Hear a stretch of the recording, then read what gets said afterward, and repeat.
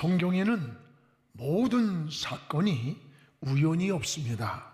섭리라고 말합니다.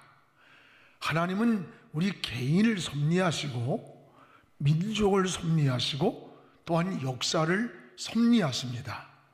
새 한 마리가 떨어지는 것도 이 하나님의 허락이 없이는 안 이루어진다는 거예요. 잠언 19장 6절에 사람이 마음으로 자기의 길을 계획할지라도 그 걸음을 인도하는 자는 하나님이다라고 했습니다. 그렇습니다. 요나가 만난 풍랑도 하나님이 내리신 풍랑이었습니다.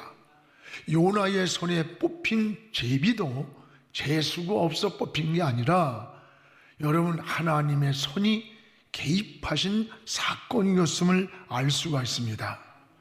우리가 코로나 문제도 여러분 코로나 전염병 문제도 성경적인 관점에서 보면 이게 결코 우연이 아닙니다.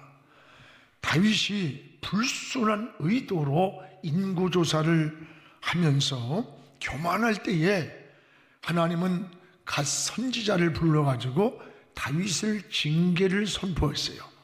다윗에게 3가지 징계를 선택하려고 했습니다. 사무엘하 24장 13절에 보면 다윗에게 하는 얘기예요. 왕의 땅에 7년 기근을 선택하겠는가? 두 번째는 왕이 왕의 원수에게 쫓겨다니면서 3달 동안 부끄러움을 당하겠는가? 세 번째는 사흘 동안 온 나라에 전염병이 있을 것을 택하겠는가? 오늘 25절에 3일간 전염병이 나타났습니다. 그 3일에 나타난 전염병에 백성들이 무려 7만 명이 죽었습니다. 이게 우연이 아닙니다. 바로 역사에 개입하신 하나님의 손이었습니다. 오늘도 하나님은 이 역사의 수레바퀴를 움직이고 계시는 거예요. 우리에게 세상에 돌아가는 모든 일들이 여러분 그 징조 모든 사건들이 결코 우연이 아닙니다. 특히 성경적 관점에서 하나님 편에서 보면 이 역사의 움직임 속에 일어나는 현상들이 영적인 문제라는 것을 우리가 깨닫게 됩니다. 지금은 영적 혼란기라고 진단해야 됩니다. 지금 사람들이 방황을 해요. 우리는 속도보다 방향이 중요해요. 빨리 하지만 빨리 가는 게 중요한 게 아니에요. 방향이 잘못되면 빨리 갈수록 불행이 더 빨리 오는 겁니다. 진리를 역행하려고 하는 이 현상들이 전 세계 곳곳에 무섭게 일어나고 있는 현실을 우리가 알게 됩니다. 여러분, 소수자의 인권이라고 하는 것을 포장해서 교황까지 이 동성애를 가정으로 인정하겠다고 선포를 했어요. 동성애는 굉장한 영향력을, 여러분, 이 교황은 하나님 대행이라고 그래요.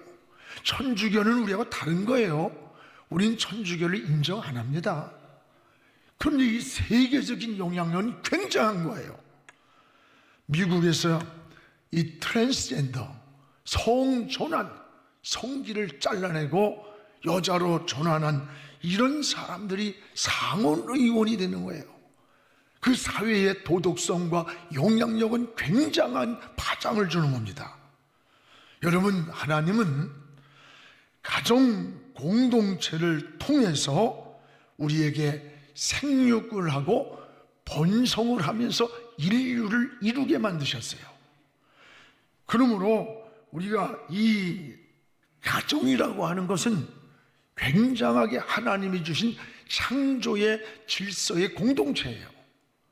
그래서 여러분, 낙태라든가 또는 이 동성애 문제는 창조의 질서를 파괴하는 무서운 죄입니다.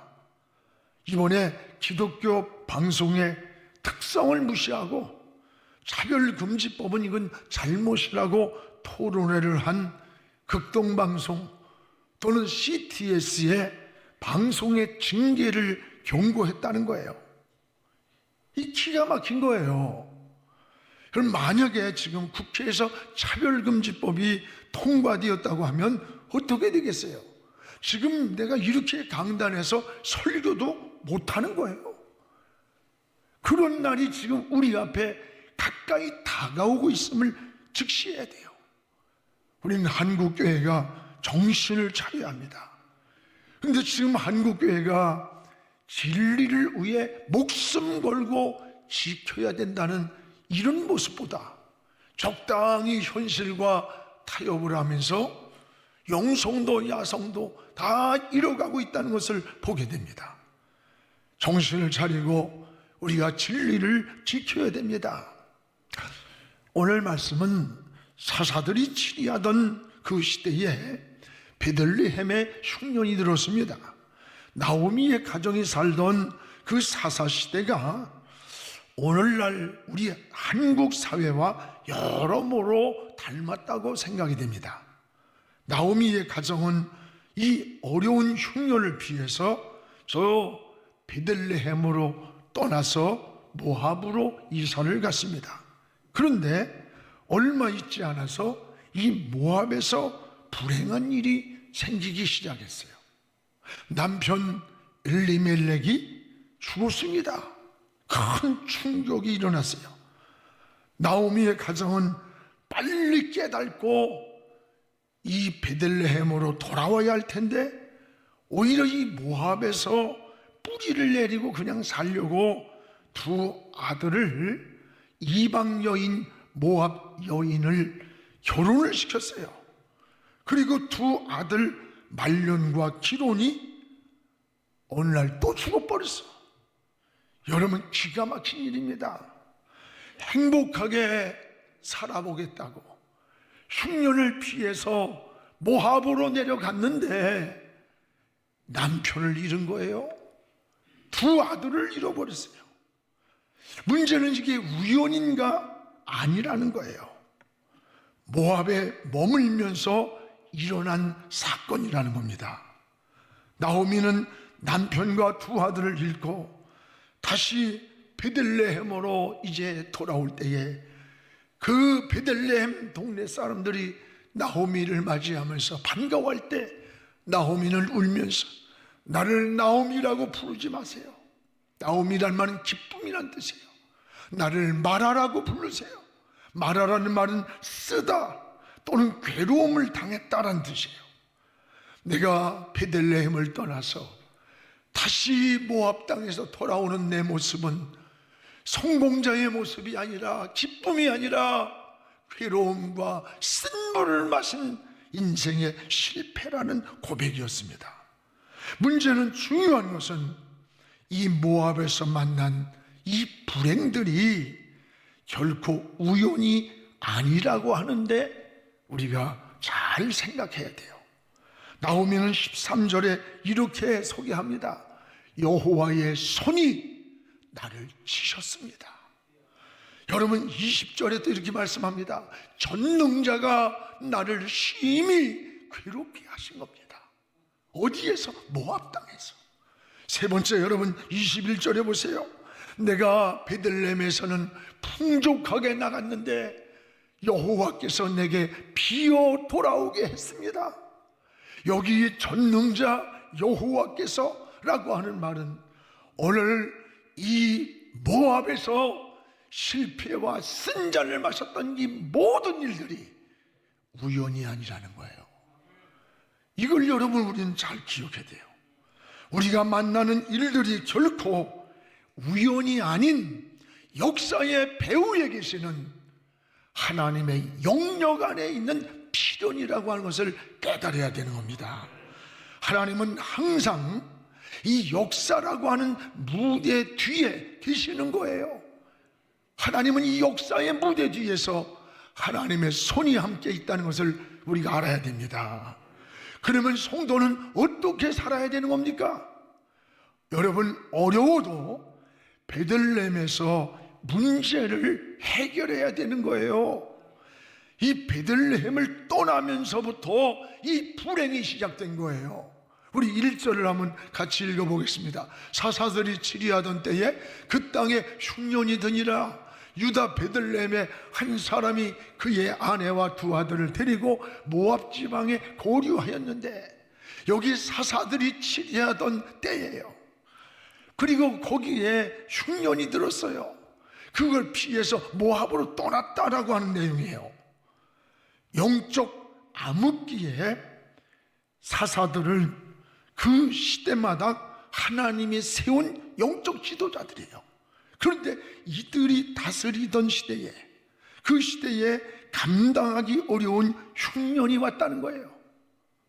그런다면 이런 흉년이 우연이 아니라는 걸 알아야 돼요.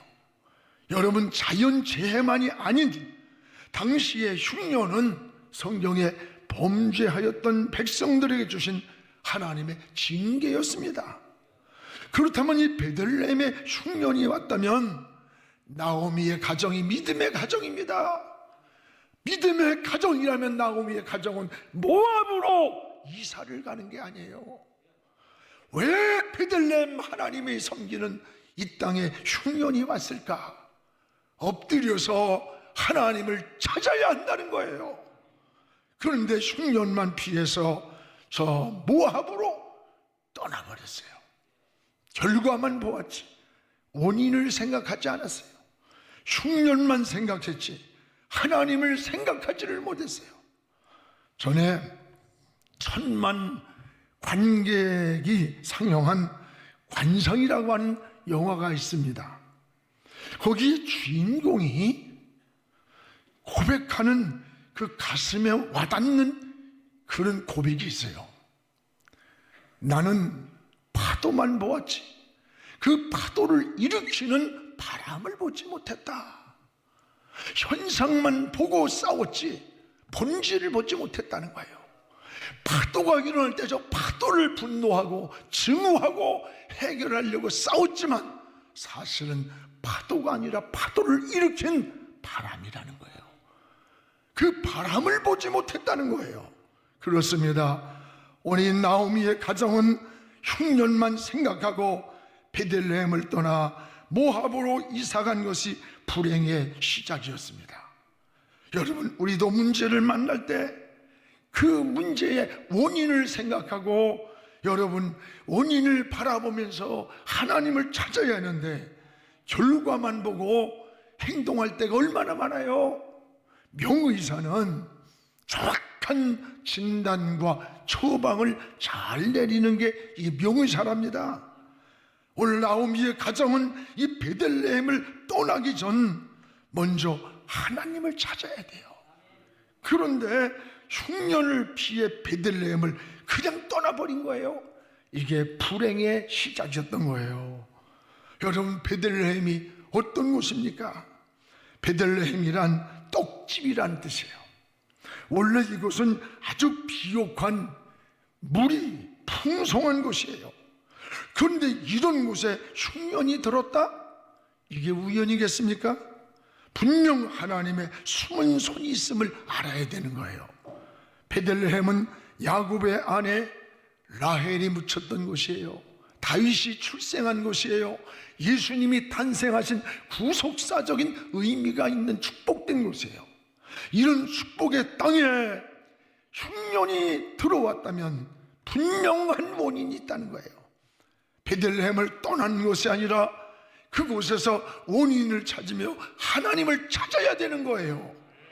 그런데 나오미의 가정은 환경만 보았어요.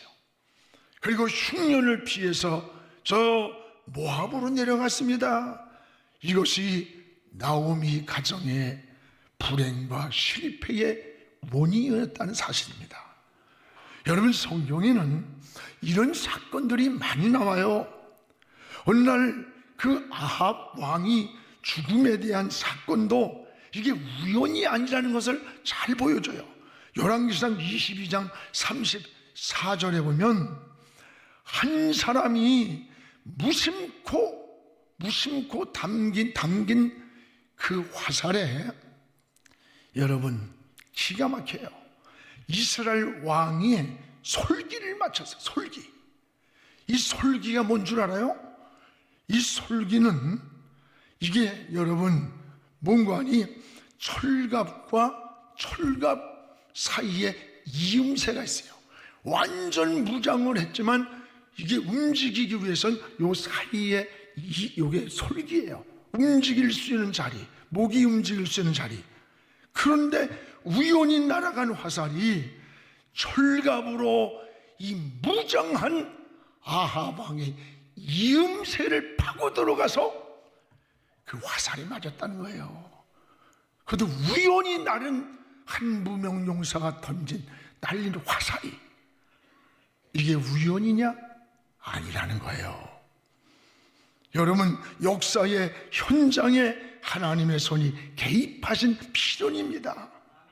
우리가 진정한 신앙은 항상 하나님의 관점에서, 성경적 관점에서 보면 모든 게 우연이 아닌 필연임을 깨닫게 되는 거예요. 오늘 사랑하는 여러분, 여러분의 주변에서 일어나는 일들이 우연한 일들로 생각해서는 안 됩니다. 배후에 하나님의 손이 있다는 것을 깨닫고, 우리가 어떤 문제를 만날 때, 어떤 시련이 올 때, 어떤 장애물이 올 때에 우리는 하나님 앞에 먼저 하나님을 찾아야 돼요. 저 모압이 아니라 베델에서 무릎을 꿇고 하나님을 바라보고 하나님이 무슨 말씀하실까 세미한 음성을 듣는 마음을 갖는 것이 지혜요 믿음이란 사실을 깨닫기를 주의 이름으로 축원합니다. 또 하나, 이 나오미 가정의 불행을 보세요. 이건 어디에서 일어났습니까? 이 일이 여러분 모압 땅에서 일어난 사건이라는 거예요. 모압에서. 모압이 어떤 곳입니까? 모압은 성도가 살 곳이 아니에요. 성도들이 머무는 곳이 아니에요. 여러분, 모압이란 이름이 뭐예요? 아버지와 딸 사이에 태어난 자식의 이름이에요. 그 이름을 따라서 모압 족속이 되고 모압 땅 지방이 되었던 거예요. 하나님을 떠난 자, 하나님의 백성을 괴롭히는 자, 하나님을 대적하는 자가 모압이에요. 여러분, 모압 땅은 죄악의 도성입니다. 하나님을 떠난 곳입니다. 우상의 도시입니다. 이곳은 예배가 없고 기도가 없는 곳이에요. 이것은 성도가 머물 자리가 아니고 성도가 살 곳이 아닌 거예요. 그런데 나오미의 가정은 이 모압 땅에서 성공을 기대한 거예요. 여기에서 행복을 꿈꿨던 거예요. 그게 어리석음이라는 거예요. 착각이라는 거예요. 사랑하는 여러분, 지금 모압에 머물러 있지 않습니까? 지금 여러분 모압 같은 세상으로 내려가고 있지는 않습니까? 여러분, 다시 한번 하나님께로 올라오는 하나님의 품 베델로 가는 그런 신앙 되기를 주의 이름으로 축원합니다. 이 모압에서 만난 불행의 사건을 보십시오. 3절에 보면 이 모압 땅에 머무는 동안에 남편이 죽었어요. 우리 3절 읽겠습니다. 나오미의 남편 엘리멜렉이 죽고 남편이 죽었어요. 여름 모압에서 안식을 기대하고 더 행복한 삶을 기대했는데 남편이 갑자기 죽은 거예요. 남편이란 말은 보호자예요. 보호자를 잃었어요. 남편을 잃은 나오미의 가정은 보호해 줄 자가 없는 거예요. 우리가 하나님을 떠나면 보호자를 잃는 거예요. 이럴 때 여러분 빨리 깨닫는 게 지혜예요. 그리고 모압을 정리하고 하나님께로 돌아와야 되는 거예요. 베델로 돌아와야 되는 거예요. 그런데 이 나오미의 가정은 오히려 두 아들을 이방 여인 모압 여인을 결혼을 시켜버렸어요. 그리고 아예 모압에서 정착하려고 10년간을 머물러 살았습니다. 그런데 이게 웬일입니까? 또 충격적인 일이 이 모압 땅에서 일어나는 거예요. 5절에 보면 모압에서 두 아들이 또 죽었습니다. 여러분, 말론과 기론이라고 하는 두 아들이 죽어버렸어요. 남편을 잃은 슬픔이 가시기도 전에 두 아들 말론과 기론이 죽었어요. 기가 막힌 일입니다. 여러분, 아들이란 말은 당시에 상속자를 말하는 거예요. 여러분, 상속자를 잃었다? 이것은 성공을 해도 물려줄 상속자가 없어요. 다시 말하면 이건 뭐예요? 이제 성공한다 해도 모든 소망과 꿈이 사라졌다는 말이에요. 사랑하는 여러분, 사람이 살면서 가장 무서운 것은 꿈이 없어지고 소망이 없어지는 겁니다. 지금 우리 국민들에게 가장 중요한 게 뭘까요? 저는 소망을 심어줘야 되고 꿈을 줘야 돼요. 막 신바람 나는, 그래야 어렵고 힘들어도 꿈을 보고 소망을 가지고 일어나는 겁니다. 특별히 여러분, 우리 젊은이들에게는 꿈을 말해줘야 합니다. 꿈이 있어야 의욕이 생기는 거예요. 여러분, 꿈을 꾸고 꿈을 말하고 꿈을 행동하는 곳에 인생의 성공이 있는 거예요. 지금 힘들고 어렵다고 주저앉아 있지 말고 다시 한번 꿈을 품고 소망을 품고 꿈을 놓치지 말고 일어서기를, 비상하기를 주의 이름으로 축원합니다. 그런데 오늘 나호미는 이 모압에서 남편과 두 아들을 잃고 모든 꿈을 잃은 거예요. 모든 소망을 잃은 거예요. 문제는 이것이 우연인가라고 하는 겁니다. 이게 나호미가 베들레헴을 떠난 결과였습니다. 사랑하는 성도 여러분, 지금 모압에 머물러 있습니까? 모압 같은 세상으로 내려가는 인생을 살고 있습니까? 일어나십시오. 비상하십시오. 다시 베들레헴으로 돌아가시기를 바랍니다. 하나님의 품으로 달려오기를 주의 이름으로 축원합니다. 이것이 다시 산 길이에요. 그래서 나오미의 가정은 다시 베들레헴으로 돌아가야만 회복이 되는 거예요. 올 여러분 20절에 보세요. 모압의 삶이 어떤 삶이었는가를 보여줍니다. 20절에 나오미가 그들에게 이르되 나를 나오미라 부르지 마세요. 나를 마라라 부르라. 이는 전능자가 나를 심히 괴롭게 했습니다. 이게 무슨 말입니까? 모압에서 내 인생은 마라가 됐다. 쓴물을 먹고 괴로움을 당하고 인생을 실패했다는 고백이에요. 하나님을 떠난 삶의 괴로움입니다. 베들레헴으로 돌아오는 이 나호미를 사람들이 기쁨으로 맞이했지만 그는 울면서 나는 나호미가 아닙니다. 난 마라입니다. 쓴물을 마시고 괴로움을 당하고 실패하고 돌아옵니다. 근데 우연이 아닌 전능자가 나를 괴롭게 하셨습니다. 어디에서? 저 모압 땅에서. 사랑하는 여러분, 하나님을 떠난 인생의 모습이 이런 것임을 알아야 돼요. 베들레헴의 삶이 기쁨이었다면 이 모압에서의 삶은 슬픔인 겁니다. 베들레헴이 행복이었다면 하나님을 떠난 모압의 삶은 불행인 거예요. 우리 그러면 어떻게 살아야 합니까? 다시 하나님의 집으로 베들레헴으로 돌아가야 되는 거예요. 이것이 회복이 되는 은혜라는 것을 기억하시기를 바랍니다. 여기 21절에 또한 보세요. 하나님의 손이 개입하였음을 우리에게 잘 보여줍니다. 21절에 보세요. 내가 풍족하게 베들레헴에서 나갔는데 여호와께서 내게 비어 돌아오게 하셨다. 비어 돌아오게. 나오미는 모압으로 내려갈 때 두 가지 면에서 풍족한 사람이에요. 2장 2절에 보면 물질적인 재산이 베들레헴에서 유력한 집안이에요.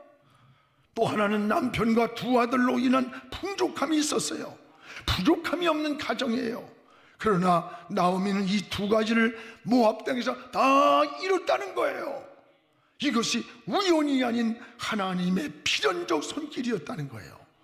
이제 여러분, 우린 모압 생활을 청산하고 다시 베들레헴으로 돌아가는 것, 이것이 나호미가 회복하는 길이라면 오늘 우리도 하나님의 품을 향해서 나가기 바랍니다. 여러분, 하나님을 찾으시기 바랍니다. 베들로 돌아가시기 바랍니다. 여기에 안식이 있고 평안이 있고 쉼이 있고 축복이 있는 거예요.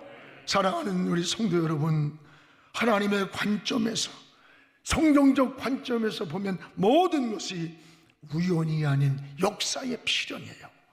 인생을 살면서 여러 가지 문제를 만날 때 원망하고 절망하고 낙심하지 마세요.